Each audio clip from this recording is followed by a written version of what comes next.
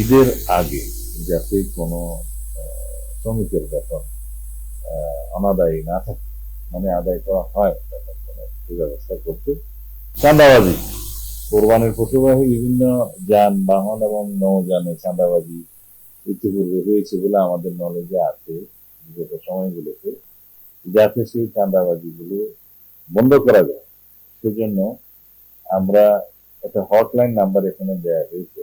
ঈদ উল আজহার আগের 7 দিন এবং পরের 7 দিন আমাদের পুলিশ হেডকোয়ার্টারে মনিটরিং সেল কার্যকর করা হয়েছে, সেটা কার্যকর থাকবে ঈদের আগের 7 দিন এবং ঈদের পরে 7 দিন।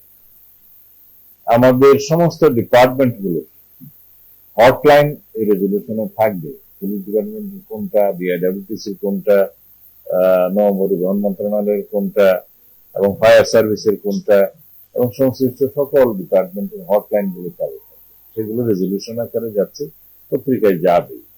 যে বিষয়গুলো আমরা আলোচনা করেছি তা হচ্ছে ঈদ উল আজহা উদযাপন উপলক্ষে নিরাপত্তা ব্যবস্থা জোরদার করা। এখানে অনেক বিষয় আছে, যারা যারা বাস্তবায়নের দায়িত্ব সেই কর্তৃপক্ষ আমরা এখানে নির্দিষ্ট ব্যবস্থা বাস্তবায়ন কর্তৃপক্ষ নির্ধারণ করে দিয়েছি। ব্যাংক ও আর্থিক প্রতিষ্ঠান বিভাগ, তথ্য সম্প্রচার মন্ত্রণালয়, সশস্ত্র বাহিনী বিভাগ, পুলিশ অধিদপ্তর, এনএসআই, ডিজিএফআই সহ সকল গোয়েন্দা সংস্থা, এসবি সহ আনসার ও ভিডিপি, র্যাব, পুলিশ কমিশনার, সকল ডিআইজি, সকল রেঞ্জ, হাইওয়ে পুলিশের যে রেঞ্জ আছে, জেলা প্রশাসক সকল এবং এসপি সকল অন্যান্য আর্থিক প্রতিষ্ঠান যারা রিলেটেড, সাথে border guard of Bangladesh, BGB, coast guard, নৌ পুলিশ সবাই থাকে। আর কোরবানির পশুর হাটের নিরাপত্তা বিধানের ক্ষেত্রে একই।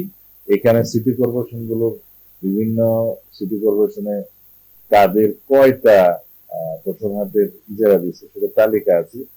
ঢাকা উত্তরে 15টা, দক্ষিণে 11টা এবং অন্যান্য মেট্রোপলিটনে 127টা, এই ডিএমপি সহ জেলা পর্যায়ে 4259টা। এটা এখন পর্যন্ত পশুর হাটের ইজারা নির্ধারণ করা হয়েছে, তারা দিয়েছে স্থানীয় সরকার মন্ত্রণালয় থেকে প্রাপ্ত। এই সমস্ত জায়গায় নিরাপত্তা বিধান করা এবং সাথে সাথে